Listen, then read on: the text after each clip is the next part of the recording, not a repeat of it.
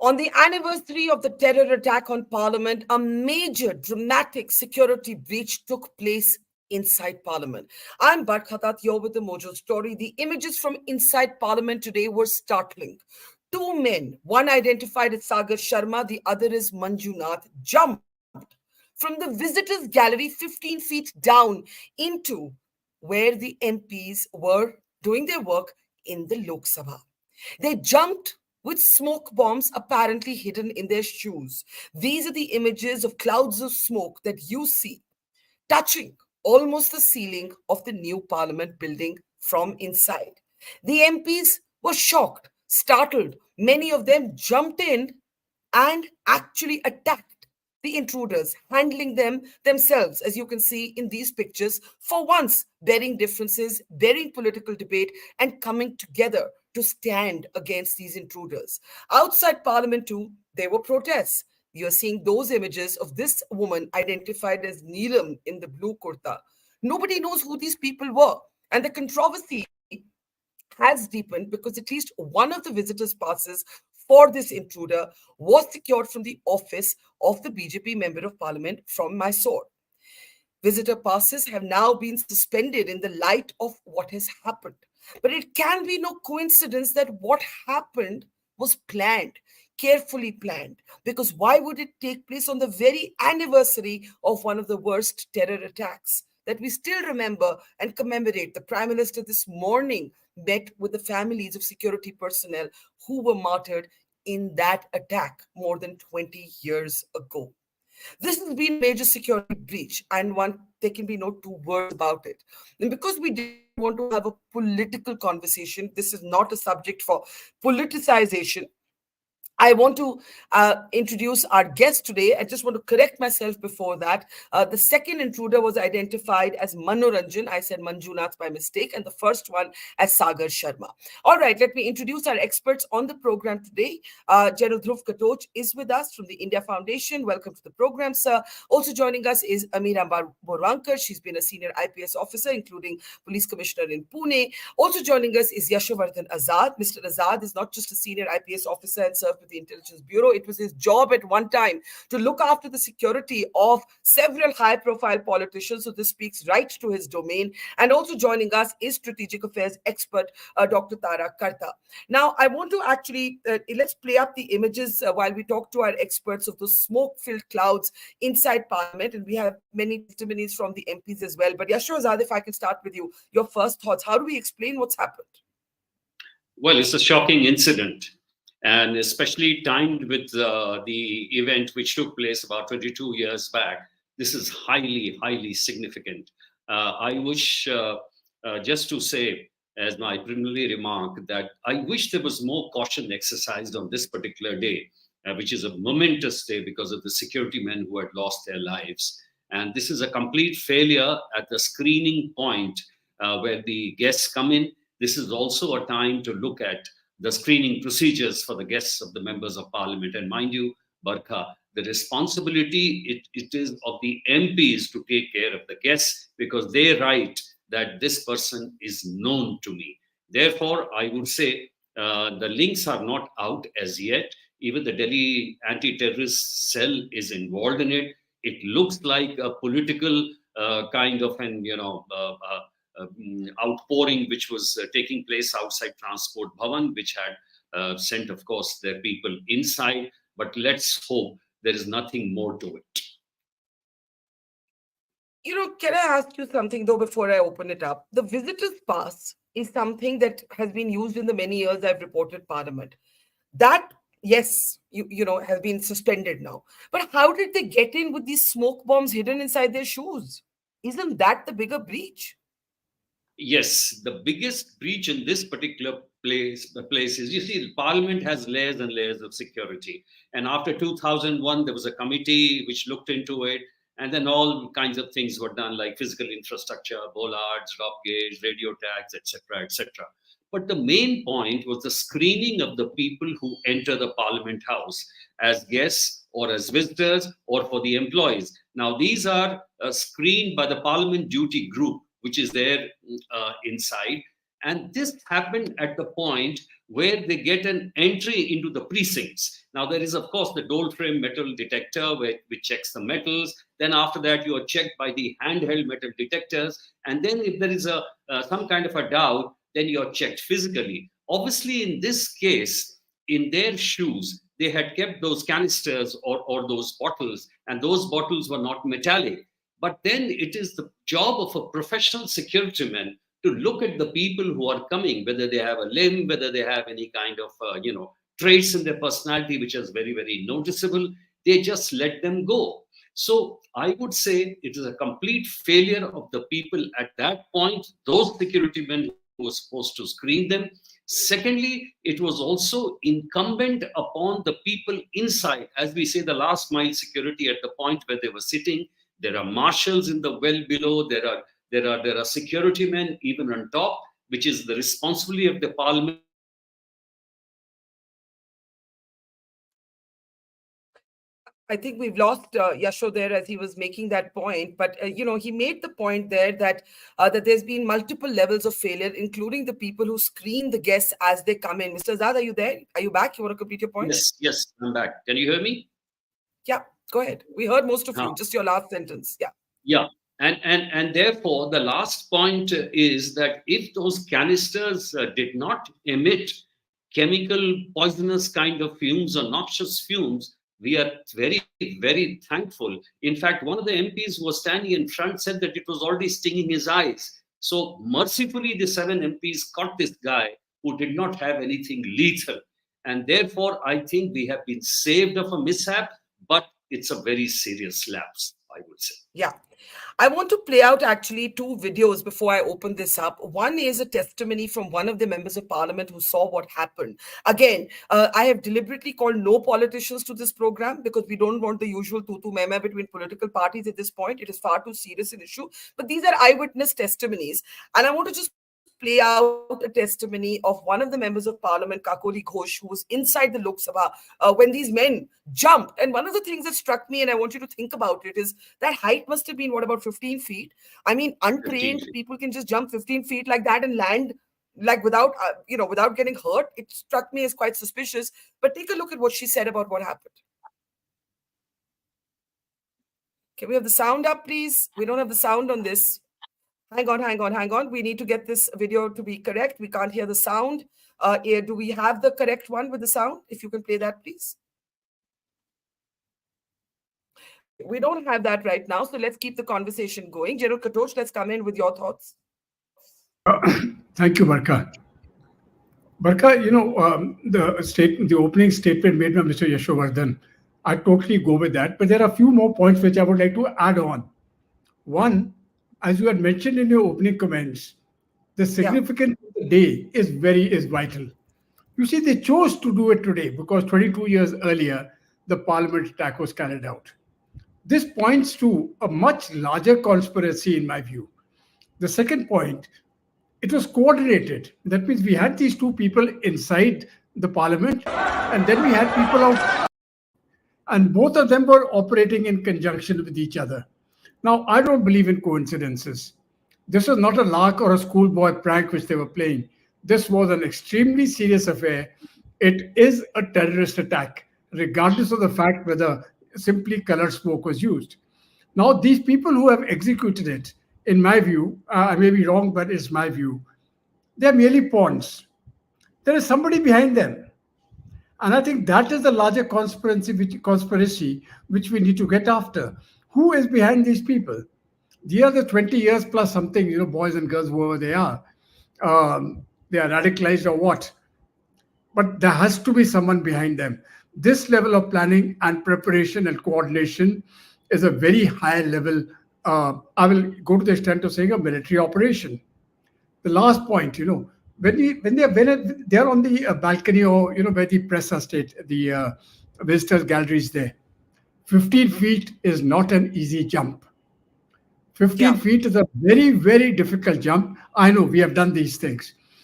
You just don't jump 15 feet and then say that we'll carry on operations. But more importantly, there should have been marshals there. I have been to many meetings where senior people have been talking, like the Prime Minister and all that. And I know the way we are frisked. And when we sit down, The instructions passed are very clear. You cannot stand up. Now, what are those marshals doing? It is, the security staff inside Barkha, I'm afraid, I think they have to bear the major brunt of this responsibility. They were lax. For whatever reasons they were lax, this laxity has spread in. It needs to be curbed. And the marshals inside, I think they also need to improve their procedures. We cannot allow something like this to happen. Instead of smoke, color smoke, it could have been sarin gas. And we could have had 50 to 100 dead inside, the way it happened in So, Japan. so you believe, General Katoch, that this was an attempted terror attack and there is something bigger behind this?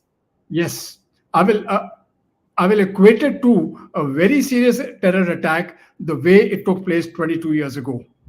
It is Yes, exactly the same. Yashu, you want to add to that, please, Mr. Azad? Well, I think it's too early to say it can be related to a terror attack. Preliminary findings reveal actually it is not. The kind of sloganeering they were doing, they said, "Tana Shahi nahi chalegi." That it can be linked to Panoon even, I don't think it's true, because Panoon likes to advertise almost everything. Outside Transport Bhavan, it was a kind of a political kind of a rally. Therefore, I would not link it to a terrorist attack. But the Delhi anti-terrorist cell is there, and they will definitely ferret out almost everything. So let's see what really comes out of that. As of now, I will not say it's a terrorist attack. Okay, let me bring in Meera Borwankar and Dr. Tara Kartar. Meera Borwankar, wait, how do you see this? You see, Yashu says too early to say terror attack. General Katoch says it has all the makings of a terror attack, exactly what happened 22 years ago. The fact is, we don't know who these people are. We don't know what their motivation is. But I think one of the points that both our speakers have agreed on is that 15 feet is no small feat, right? It's not a small, like if somebody who's not from a security background walks in, who's not trained and just is asked to jump 15 feet. I mean, you either have to be crazy or trained. Like that's what I would say. Ms. Borwankar, please unmute yourself, ma'am. Please unmute yourself and do respond. So I would also like Azad sir not like to guess at this point, but one thing which has struck me in this particular case and in many other security scenarios is that our staff, including the marshals in this particular case, they get into a rut, a routine, and they are not able to visualize various scenes, which can be security risk. Therefore, there seems to be a failure at the door metal detector, door frame detector phase, but also where were the watchers? And in India, I have been observing that we are not uh, we are not deploying imaginative watchers. If there had been a very active, interested, aware watcher, he would have caught, because these boys, after all, were using their shoes. They were planning to jump, and 15 feet jump. Even if the uh, uh, first security cordon had failed, second, third cordon should have taken care of. And this kind of international embarrassment, besides being a very severe and grave security threat, it's also an embarrassment that we can't have our parliament safe. I would like to Yeah. give an example where once on PM Bandobast, I found a melon. Melon means tarboos. Huh? I thought it would be a security risk, but my staff said, "Nahi, madam, row dena." And it was on that Bandra, from airport to Bandra. So I have to talk to my staff. Don't think of only routine threats to a VIP. And here we are not talking of a single VIP. We are talking of the whole parliament.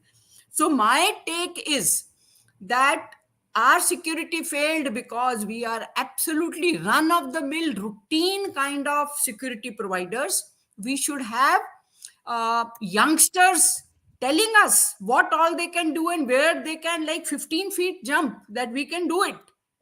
Yeah. This is my main take, that our security system has to be more imaginative and expect threats which are absolutely non-traditional. That's a very important point, that there's a lack of agility, and I'm not sure whether Mr. Azad, General Katoch, Miran would agree with Miran, but Dr. Karta, what do you think? The link to Pannu, right? Gurpatpant Pannu, who did threaten to attack Parliament. We don't know. We have literally no idea who these people are. Who is this Sagar Sharma? Is that even his name? Right? Who is this Manjunath? Who is this Neelam outside? Who are these people who have approached a BJP MP from Mysore, at least one of them, asked for a pass from his office, got in with no apparent motive except perhaps, as Miran says, maybe the motive was to inflict embarrassment. Maybe that was the motive. I don't know. Dr. Karta. See, what is the end result? You've apparently got, like you said, 6 crazies who jumped Yeah. into parliament, and it's not like you said, it's not a hop, skip, and jump. It's quite a difficult task. And they do this. I mean, it makes the end result is the message is you are vulnerable. That is the message that has gone across, that the heart of democracy in India is vulnerable.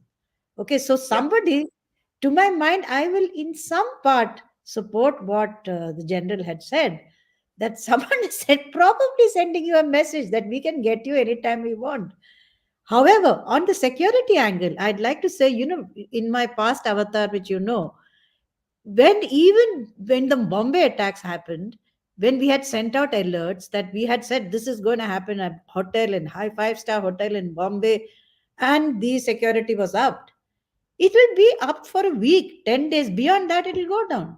That is how security is. And we are, remember, Barkha, we are a hyper security state as it is. We are so fussy about security. But in the end, when you cannot have 24/7 alert security, it doesn't happen. But it should happen in Parliament. I don't expect it in a 5-star hotel because it's a tourism center. This is despite our telling people, right, that there's going to be an attack. And that it's not humanly possible to be on your toes all the time. So I would agree. I was just going to bring in Mr. Azad briefly because we have the testimony of the MPs ready now. But you may not agree with General Katoch that it's a terror attack, but by definition, if you're able to inflict damage inside India's parliament, if you're able to jump 15 feet from the visitors gallery into the Lok Sabha space where all the MPs are, with smoke bombs in your shoes, what should we call it, Mr. Azad? And is this an intelligence failure? We've spoken about screening failure. Is it also an intelligence failure? No, I won't say it's an intelligence failure at all. In fact, Why? There are various, if it's Panun, if it's anybody, any other particular group, there's a thing called modus operandi, which, we are all aware of. If Panun does something, he does it very, very openly. He gives a message, okay, if you put the flag up, I'll give you 2 lakhs. If you cut the head off somebody, I'll give you 5 lakhs. If you jump down without making the appropriate slogan or talking Khalistani terrorists, what is the use of just jumping down and saying only, ye tanashahi nahi chalegi?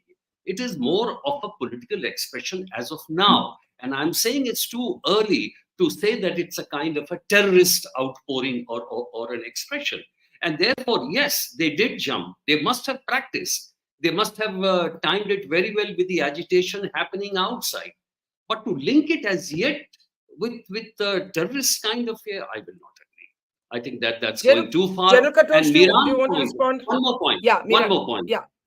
What Miran said was, I totally agree. I said that is the unprofessional attitude. You see, at the airport, Barkha, also when you're coming towards for physical screening, there is at least 15 feet when you walk to that person.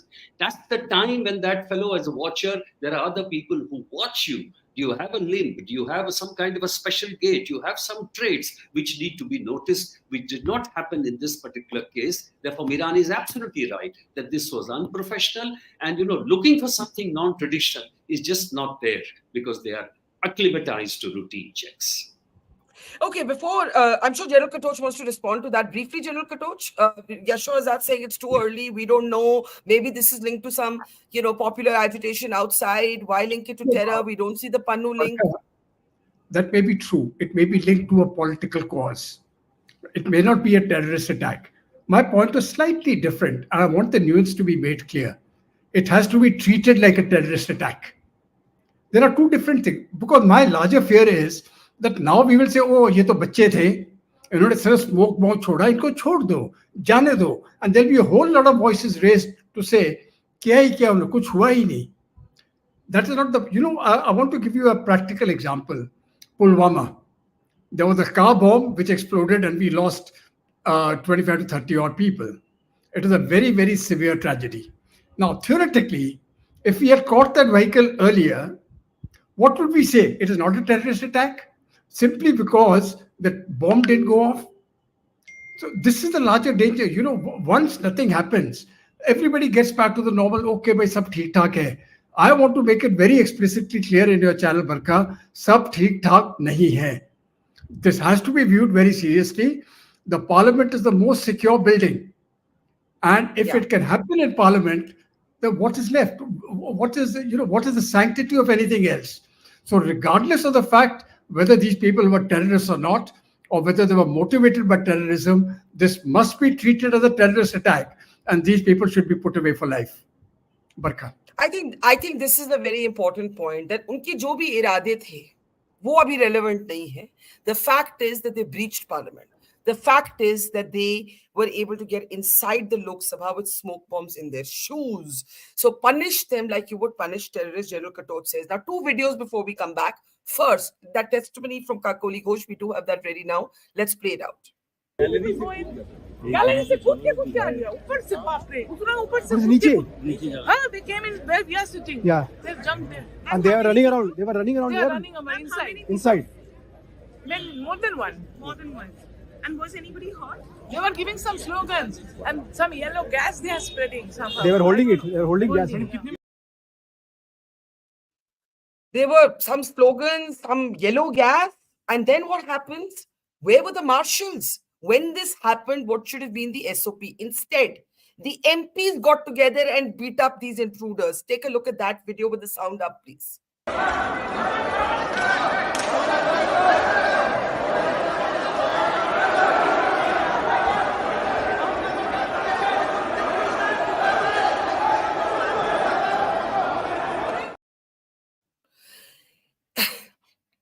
Where, Miran Borvankar, were the marshals? चलो ये घुस गए. उसके बाद anyone wants to take a look at, respond to the MPs, having to handle them on their own? So, Barkha, I'm surprised you're not raising the questions of human rights. I'm sorry. You please think of it. This man has jumped from above you with a bomb in his shoe. मैं होती तो मैं भी पीटती. But that doesn't change the fact. That doesn't change the fact कि marshals कहाँ थे, because it should have been the marshals there escorting these men out. So what I feel is General is absolutely right. Even if it is not a terrorist attack, we should take it as one and we should accept that sab theek nahi hai. So that's, I totally agree. And you may think it crazy, but let me tell you, I feel our mock drills are so routine. Instead, let's have bachchas. Let's have some youngsters who can tell us where they feel they can jump 15 feet down, and which we as very adult and well-trained security persons may not be able to see the breaches. They are able to see. So my main point is here in this particular show is, and after this very grave episode, if we want our security to be really good, then we have to think out of the box, think of the breaches beyond the usual routine thinking of a security person. Let's involve youth and let's find out where are the breaches from their eyes. I would personally like to understand these from these 4 people, how they planned. And I don't think any of them would have either been inside the parliament. It's so new that how did they execute? What was their plan? So let's not at this moment talk of terrorism, but let's talk of beefing up the security and making it foolproof. That would be my emphasis. Now, I'm Meera Borvankar, you asked me very naughtily about human rights. I will tell you, I was people on my Twitter timeline, when I shared the video of the MPs trying to tackle these intruders, instead of lauding them, कि भैया, you showed the presence of mind, you stopped this guy, People did ask me. People said, this is rowdyism. Ye kya kar rahe hain? This is not due process. I am saying this is inside parliament. The man has jumped 15 feet above your head with a smoke bomb. You're seeing smoke clouds. The human instinct would be, you have no idea how dangerous the man is, Dr. Tara Karta. You have no idea at this point. ये तो बाद में पता लग रहा है ना कि भाई maybe they don't have any organizational links. Dr. Karta, how do you see how the MPs reacted? I'd say hats off to them. I mean, no doubt that they just went in and grabbed this guy. I would have run the other way, right? But Barkha, there's one thing I want to say. See, beyond what we're talking of security breach, etc., the date. I mean, my God, in my years of service, every 26/11, every time an attack has happened, those dates, we sort of send out these notes saying, please beef up, please do this, please do this. There's a bunch of things which happen on those dates. Second is, all of us, remember, when the Hamas attack took place, all of us said, oh, you didn't even know that it was October 6th was a significant date. Israeli intelligence failure. What about us? I mean, there is a significant date and you do nothing. It doesn't make sense to me. As a professional, this is so out of the line that I just can't make it out. And look at that video with that policewoman who's escorting that girl away. And all she had to do was to hug her and maybe hold her hand and give her a pat on the cheek. Is this the way you handle someone? How do you know she's not a suicide bomber? So the whole thing is inexplicable. On the date 26/11, when we always know that terrorists will use that date. So that's what I'm really surprised. Should heads roll in what should happen to these 4 people who have been arrested, 2 inside, 2 outside parliament? Before that, one of the members of parliament who tackled these intruders gives his short edited account of what happened. Listen. Sir आज क्या हुआ sir parliament में आज 0 our चल रहा था, तो 0 our के चलते जब मैं बोल के बैठा फार्मर इशू के, तो विषय शोर होता है सामने इधर लेफ्ट साइड से, स्पीकर के बिल्कुल सामने से, कि 2 आदमी ऊपर से छलांग लगाते हैं। तो एक आदमी चेयर के ऊपर से निकलता है जहां पार्लियामेंट मेंबर बैठते हैं, तो मैंने फिर जोर से लगाया कि इसको पकड़ो जरा आगे से। तो वो फिर हनुमान बेनीवाल उसकी तरफ बढ़ते हैं। जब मैं वहाँ पहुँचा तो मेरे को पता था एक आदमी और गिरा है, वो दिखता नहीं। फिर मैंने उसकी तरफ ढूंढने निकला तो उतनी देर में वो अपना बम स्मोक बम निकाल के उसको पकड़ता है। तो फिर मैंने उसको जाकर दबोचा और दबोच के वो स्मोक बम खींच के वो लेकर मैं बाहर गया। तो मतलब उस समय तो बहुत मंजर और ही तरह का था, पता नहीं अब क्या है क्या नहीं है उनके पास, लेकिन हमने जितनी ताकत थी उनको रोकने की कोशिश की और रोका और पकड़ा। Okay, let's get final comments. What should happen to these 4 men? Should heads roll? I'll start with you, Meera Bonwankar. 4 people. I can't hear. 2 bahar, 2 andar. 2 bahar the, 2 andar the. So heads rolls means I would first like to find out what motivated them, how did they execute, and definitely if they are terrorists or they have some alliance with terrorist organizations, heads should move. Otherwise, I would not like to treat them as terrorists. I feel it's more of our failure than their access to the parliament. More of our failure. Yet, Mr. Azad, you say it's not an intelligence failure. I'm not understanding. Can we unmute Mr. Azad, please? Yeah, go ahead, sir. Yeah. Intelligence failure would be if there was a specific plan planned in advance, a kind of a terrorist break-in. But this kind of you cannot expect. These are guests of the MPs. But the caution, that's what I'm saying, non-professional approach on a day which commemorates that particular day with sadness about the security men losing their lives. Caution had to be exercised and there should have been extra vigil today. That was missing. And secondly was the unprofessional approach. I'm glad the panelists have also come back to this approach that the most important thing right now is to beef up security of the Parliament House and see there is no recurrence of this. Second is the part of investigation into failure. And third is, of course, proceeding against those 4 accused. Would you put them away from life, as General Katoch said, or we simply don't have enough information to know that? General Katoch makes the argument that just by virtue of what they did, it is an attack on Indian statehood. I would say it's an attack on the I won't say it's an attack on the against the Indian state at all. In fact, there is a lot to be inquired into. First, as Miran said, we have to do a detailed interrogation by the IB and other security agencies. What was the plan? What was the intent? To prove terrorism, there has to be intent. There has to be some action. There has to be some kind of visible trace, which is not there so far. If we get the links, if we get the connections, then yes. Therefore, too early to say anything like that. Okay, Dr. Karta, your last thoughts? I agree with Mr. Azad. It's not an intelligence failure. Intel is, and 100% would have been keeping an eye on all the standard groups. They would have kept eye on, every single thing that they were talking, doing, or moving. This is a bunch of crazies, right? So it's not an Intel failure. It's a failure on the ground. So you have to make that difference.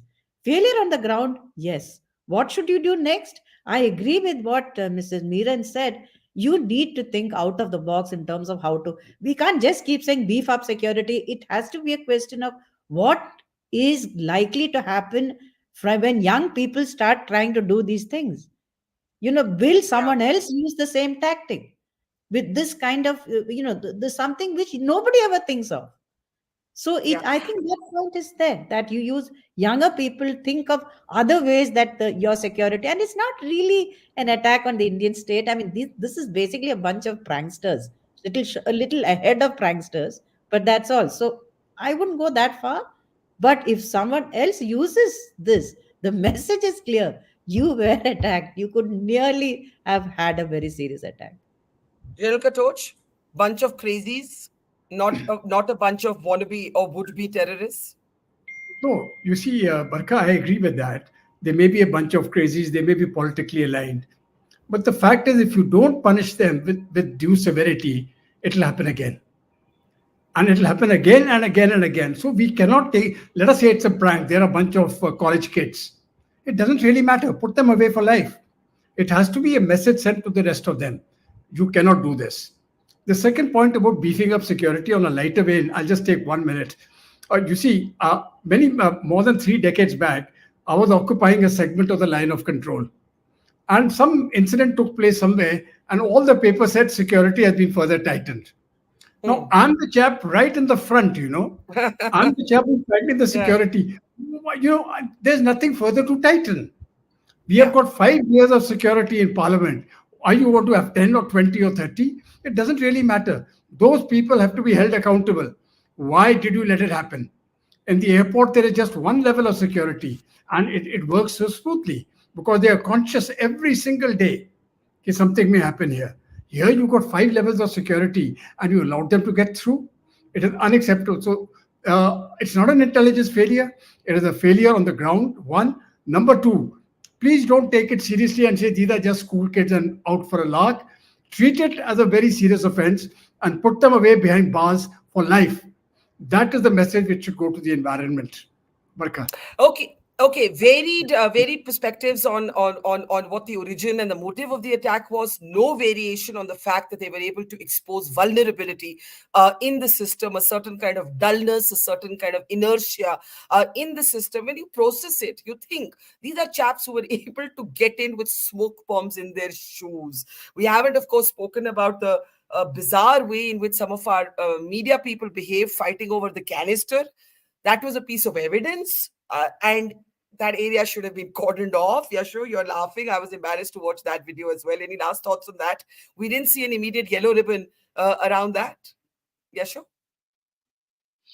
Well, there are problems in the investigative procedures, and there are people who don't act in the manner which conforms to the rules. But one last point I want to make, Barkha. Yeah. Beefing up security does not mean adding more manpower. Beefing up security means that the security quotient becomes higher when you make the necessary changes. There is a lot of problem and a lot of things to be done for the Parliament security. There's a Parliament security duty group which does these checks. And therefore, you have to reform the entire system. How much of deputation is, how much of people there, what is the profile, what is the age group, what is the professionalism, what is the training, what is the security audit. These are things which need to get into and which were happening earlier, and I'm sure they'll be happening again. Yeah, I think we can't take a dim view or a light view or an underestimated view of what has happened today. No matter the damage was not inflicted, there was no loss to life, unlike the attack that took place 22 years ago. The fact is that the fact that they were able to do it, get inside, I think that's the point General Katoch is making, and almost everyone has agreed on that. We leave it there. Many disturbing questions raised by this to General Katoch, Meera Banwalkar, Yashu Azad, and Dr. Tarakarta. Thank you. We're glad everybody is safe today. That much has to be said. And a moment of remembrance for those who lost their lives in the line of duty guarding India's parliament 22 years ago. Today was the anniversary of that attack. Thank you for joining us, to our panel and to our audience. Thank you for watching. Mojo Story has always made a commitment to its viewers to go to where the story is. And as you can see here, we are at the epicenter of the Israel war on Gaza. We are right at the front line, about 1 mile from the Gaza Strip, as the Israeli military gets ready with its tanks and its gunners to begin its final frontal assault that will take troops into Gaza. As we said, we are not like other organizations. We believe in giving you all sides of the story objectively and as much as possible from the ground. And that's exactly what we're doing here, covering the biggest global story today from the epicenter of the war zone. So please, we need your support. Support us, become a Mojo member, subscribe to us, spread the word, and thank you for your support.